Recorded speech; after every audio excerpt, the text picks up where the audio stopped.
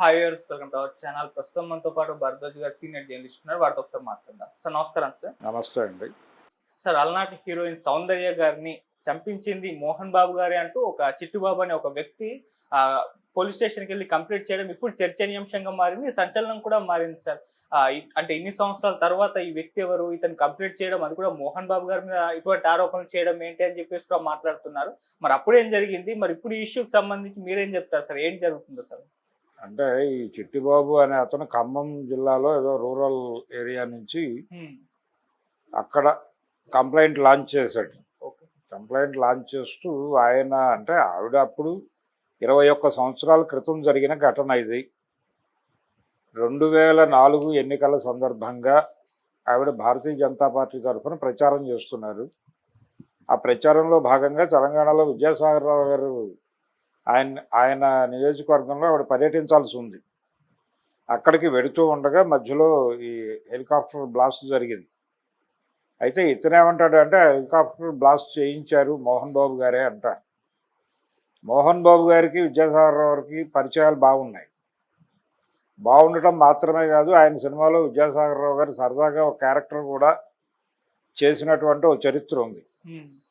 ఇలా ఇంకా చాలా ఎస్టాబ్లిష్మెంట్ చేయొచ్చు ఆ కేసు కావాలంటే, కానీ అది జరిగి ఉండే అవకాశం లేదు. ఎందుకంటే ఎవరు పడితే వాళ్ళు అంటే మనుషుల్ని చంపుకోవటానికి హెలికాప్టర్లు ఉన్నాయా అనే డౌట్ వస్తుంది. ఇలాంటి డౌట్లు చాలామంది మీద ఉన్నాయి. నిజానికి వైఎస్ రాజశేఖర రెడ్డి మరణం మీద కూడా ఇలాంటి అనుమానాలు ఉన్నాయి.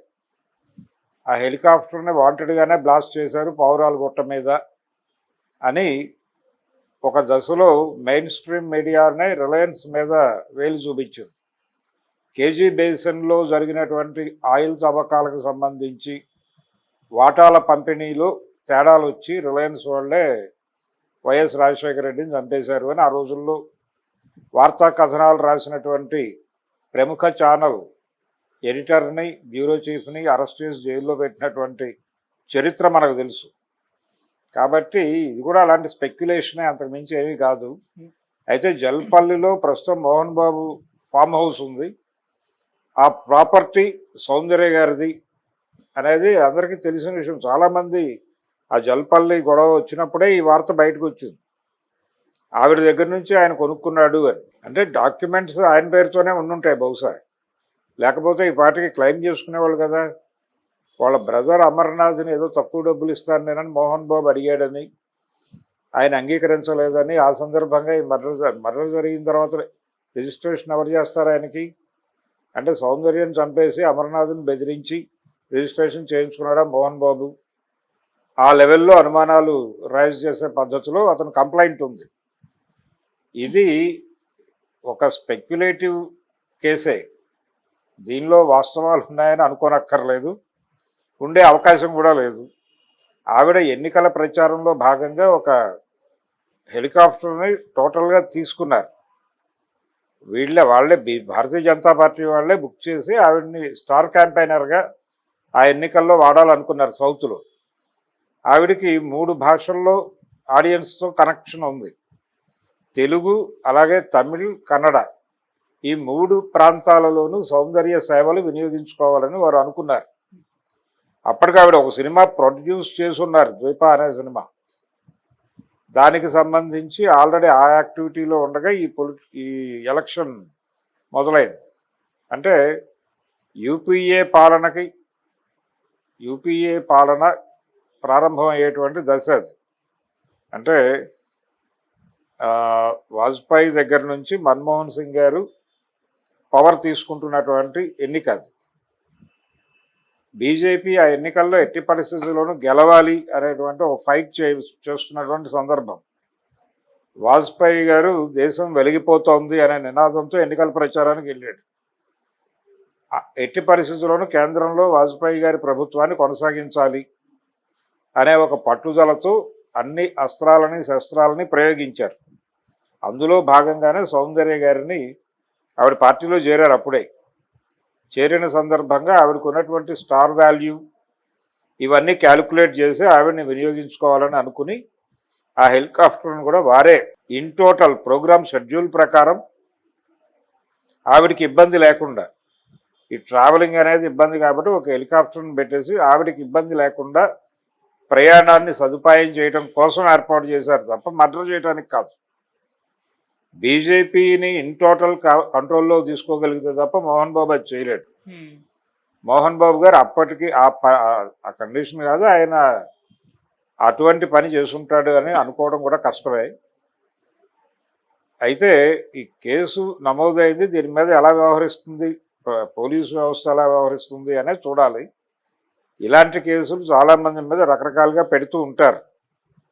ఇది ఒక సహజ పరిణామం. అయితే ఇతను ఒక న్యాచురల్ ఆర్గానిక్ లింక్ ఇచ్చాడు దానికి.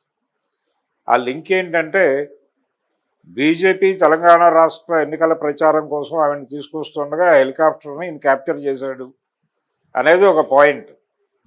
నిజమే, ఆవిడ తెలంగాణ ఎన్నికల కోసమే వస్తున్నారు. అప్పుడు తెలంగాణ ప్రాంతంలో అప్పటికి రాష్ట్ర విభజన జరగల, ఉమ్మడి రాష్ట్రమే. ఆ ఎన్నికల్లోనే వైఎస్ సీఎం అయ్యాడు, చంద్రబాబు ఓడిపోయి. ఆవిడ బీజేపీకి మాత్రమే కాదు తెలుగుదేశానికి కూడా ఎన్నికల ప్రచారం చేశారు. అంటే అప్పుడు కూడా కూటమే, జనసేన లేదు కానీ భారతీయ జనతా పార్టీ తెలుగుదేశం కలిసే ఎన్నికల్లో వెళ్ళినాయి, రెండు కలిసే ఓడిపోయినాయి. ఇక్కడ చంద్రబాబు, అక్కడ వాజ్పేయి గారు ఓడిపోయినటువంటి సందర్భం. ఇలా ఈ ప్రయాణంలో మోహన్ బాబు ఎవరినో ఇన్ఫ్లుయెన్స్ చేసి ఏదో చేసి అప్పుడు తెలుగుదేశం వాళ్ళతో కూడా ఆయనకు అంత సయోధ్య ఏమీ లేదు. తెలుగుదేశం పార్టీ కనుసన్నల్లో కూడా ఈ హెలికాప్టర్ డిజైనింగ్ ఇవి జరిగినాయి. ఇది ఒక అనవసరమైనటువంటి ఆరోపణ. అయితే మంచు మనోజ్ను కూడా పట్టుకొచ్చాడు ఈ కేసులోకి. మంచు మనోజ్కి అన్యాయం జరుగుతోంది, అతనికి న్యాయం చేయాలి, జల్పల్లి ఫామ్ హౌస్లో అతనికి వాటా ఇవ్వాలి అనేది ఒకటి. మరి ఆవిడ దగ్గర నుంచి ఆవిడికి వెళ్ళిపోవాలి కదా, మధ్యలో మనోజ్కి వాటా ఇవ్వటం ఏంటి? ఇదొక డీవియేషన్.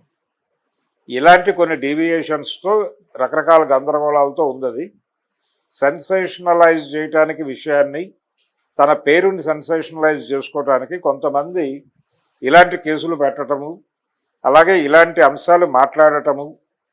ఎవరో ఒక పాపులర్ వ్యక్తి మీద ఆరోపణలు చేస్తూ మాట్లాడితే తన పేరు మార్కెట్లో చలామణిలోకి వస్తుంది అనే ఉద్దేశంతో కొంతమంది వాంటెడ్గానే ఇలాంటి పనులు చేస్తూ ఉంటారు. ఈ క్రమంలోనే ఈ చిట్టిబాబు గారు కూడా, చిట్టిబాబు అనగానే ఒక ఫిల్మ్ డైరెక్టర్, ఇప్పుడు ప్రముఖ క్రిటిక్, ఆయన వైపు ప్రపంచం దృష్టి వెళ్ళే ప్రమాదం ఉంది. వారు కాదు, వీరు ఖమ్మం జిల్లాకు చెందినటువంటి చిట్టిబాబు గారు. ఈయన బహుశా ఆ టైంలో జల్పల్లి ఆ ఏరియాలో ఏదో ఒక యాక్టివిటీలో ఉండుంటాడు. అప్పుడు అక్కడ ప్రచారంలో ఉన్నటువంటి కొన్ని విషయాలు ఏవో ఆయన మెమరీలోకి వెళ్ళుంటాయి. వాటిని ఇప్పుడు దుమ్ము దులిపి ఒక కాగితం మీద పెట్టి ఒక కంప్లైంట్ అయితే లాంచ్ చేశాడు. ఈ కంప్లైంట్ని ఎంటర్టైన్ చేస్తారు పోలీసులని నేనైతే అనుకోవడం లేదు. దానికి కొంత శాంటిటీ ఇవ్వడం కోసం దాన్ని ప్రజెంట్ సొసైటీతో లింక్ చేయడానికి మనోజ్ను పట్టుకొచ్చాడు లింకులోకి. దీని మీద మనోజ్ కూడా స్పందించాలి. ఎందుకంటే ఇప్పుడు మనోజ్ ఈ లేఖని క్రియేట్ చేశాడు అనే పద్ధతిలో విమర్శలు అటు నుంచి మొదలవచ్చు. అందుకని తన్ని తాను ప్రొటెక్ట్ చేసుకోవడానికి మంచు మనోజ్ కూడా వాస్తవాలు ఏంటి అనేది మాట్లాడాలి.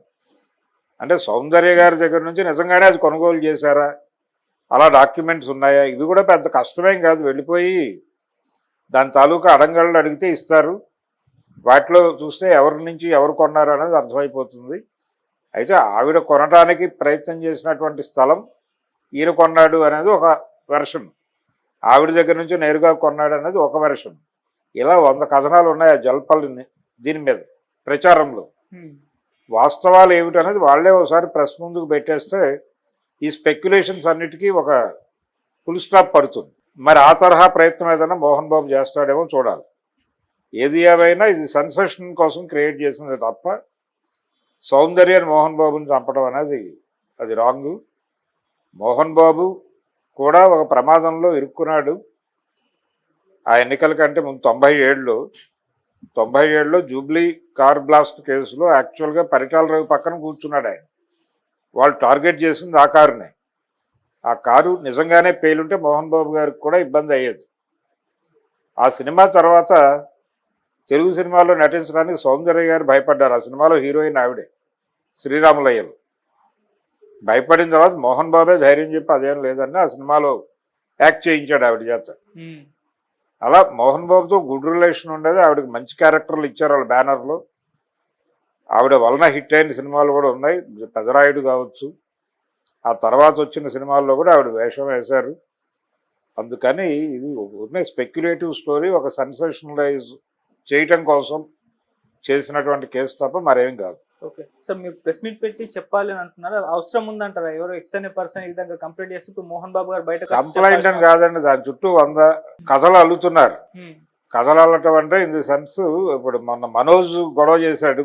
మనోజ్ గొడవ సందర్భంగా ఆ స్థలం ఎక్కడి నుంచి ఆవిర్భవించింది అనే దాని మీద ఎవరి కథనాలు వాళ్ళు చెప్పారు కదా. సౌందర్య గారి నుంచి కొన్నారని ఒక వెర్షను కాదు, ఇంకెవరితో ఆవిడ డీల్ చేస్తూ ఉండగా మధ్యలో ఈయన ఎంటర్ అయ్యి దాన్ని తన వైపుకి డైవర్ట్ చేసుకున్నాడు అని. అవి రెండు పర్లేదు. ఇది మరీ దుర్మార్గం. అంటే వాళ్ళ బ్రదర్ని బెదిరించి ఈయన ఏదో వాల్చుకున్నట్టుగా ఈ కంప్లైంట్లో ఉంది. ఓకే, ఇంత స్పెక్యులేషన్ అవసరమా దాని మీద? ఒకసారి అదేంటో చెప్పేస్తే అయిపోద్ది కదా క్లియర్గా. అంటే స్పెక్యులేషన్స్ ప్రచారంలో ఉన్నప్పుడు ఒక వాస్తవం చెప్పి అది ఫుల్ స్టాప్ పెట్టించడం అనేది